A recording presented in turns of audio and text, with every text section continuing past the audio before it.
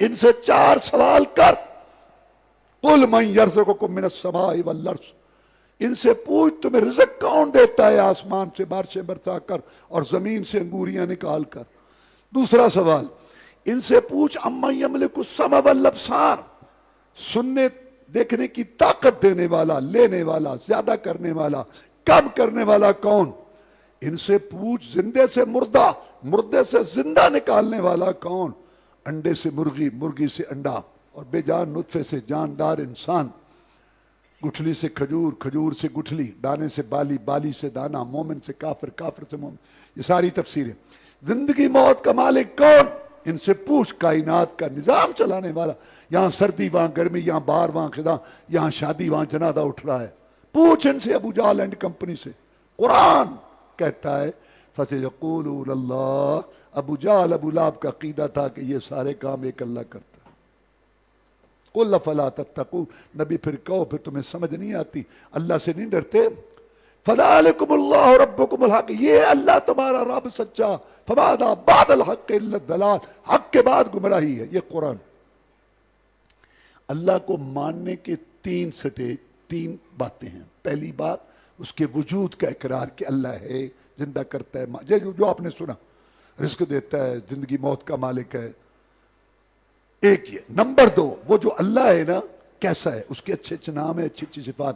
سنتا ہے، دیکھتا ہے، راضی ہوتا ہے، ناراض ہوتا ہے، عرش پر ہے، اللہ بولتا ہے کیسے جیسے اس کی شان کو لے. تیسری بات اصل ہے کہ جب اللہ ہے اور اس کے اچھے اچھے نام ہیں، صفات ہے، پھر ہر قسم کی عبادت کے لائق، سور و پکار کے لائق، اور بگڑی بنانے والا، حاجت روا، مشکل کشا بھی صرف ایک اللہ وحدہ لا شریک ہے. کوئی نبی ولی پیر پیغمبر جن فرشتہ گدی درگاہ آستانے والا زندہ مردہ کلندر سائیں کچھ نہیں کر سکتا. ایک اللہ مشکل کشا، داتا، حاجت روا، گنج بخت، دستگیر، غوث، غوث آدم صرف وہی ہے. انہیں اللہ آسمان سب میں تم ہوا انتم آباؤکم ما انزل اللہ بہا من سلطان. یہ نام ہے تم نے اور تمہارے باپ دادا نے رکھ لیے. داتا، گنج بخت، دستگیر. اللہ نے تو کسی کو نہیں بنایا.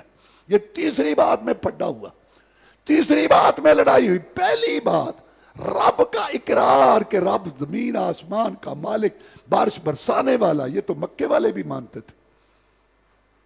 مسئلہ تو آگے تھا. یہ تو فرعون بھی مانتا تھا. 15واں پارہ لَقَدْ عَلِمْتَ مَا أَنزَلَ هَٰؤُلَاءِ إِلَّا رَبُّ السَّمَاوَاتِ وَالْأَرْضِ بَصَائِرَ وَإِنِّي لَأَظُنُّكَ يَا فِرْعَوْنُ مَثْبُورًا. موسیٰ علیہ السلام نے کہا تو ڈرامہ کر رہا ہے، لوگوں کو بے وقوف بنا رہا ہے فرعون. تجھے سارا پتہ ہے کہ یہ نشانیاں مجھے اس نے دی ہیں جس نے زمین آسمان کو پیدا کی. یہ مطلب فرعون مانتا تھا رب کو. شیطان بھی رب کو مانتا تھا. جب اس کو کہا کہ چل نکل تو اس نے کیا کہا؟ رب انظرنی، میرے رب مجھے مہلت دے. میں کیا عرض کرنا چاہتا ہوں، جب ہم تجھے کہتے ہیں کہ تو شرک نہ، میں رب کو مانتا ہوں، اللہ نے زمین بنائی، اللہ نے آسمان بنایا، اللہ نے پیدا کیا، اللہ کھلاتا پلاؤ بابا. یہ تو فرعون بھی مانتا تھا، یہ تو ابو جہل بھی مانتا تھا. اصلا مسئلہ تو آگے کہ اللہ تعالیٰ کے ساتھ نبی ولی رسول زندے مردے کو شریک کرنا، مشکل کشائی، عادت روائی، صحت دینے میں، رزق لینے میں، اس میں شریک کرنا اور کہنا کہ یہ اس کو اللہ نے اختیار. یہ ہے اصل مسئلہ. تیرا عقیدہ تو ابو جہل سے بھی گیا گزرا ہے. ابو جہل بھی مانتا تھا کہ ایک اللہ رزق دیتا ہے. اور تجھے لاہور میں پوچھے کون رزق دیتا ہے، کہتا ہے داتا. پاک پتن میں بابا فرید.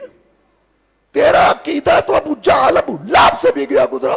وہ تو اللہ کے وجود کا تو قائل تھا، تو اس کا بھی قائل نہیں. مت یہ سمجھ کے میں دیکھو ان لوگوں کو کیوں کافر کہا گیا. قرآن کہہ رہا ہے کہ وہ یہ مانتے تھے، حج کرتے تھے. کیوں قرآن نے ان کو کافر کہا؟ اس لیے کہ وہ اللہ کے لیے سب کچھ کرتے تھے لیکن اللہ کے علاوہ دوسرے بزرگوں سے نفی نہیں کرتے تھے. دین، ایمان، کلمہ، نماز، حج یہ ہے کہ اللہ کے لیے کرو، دوسرے کے لیے نہ کرو. اللہ کے لیے دو، دوسرے کے لیے نہ دو.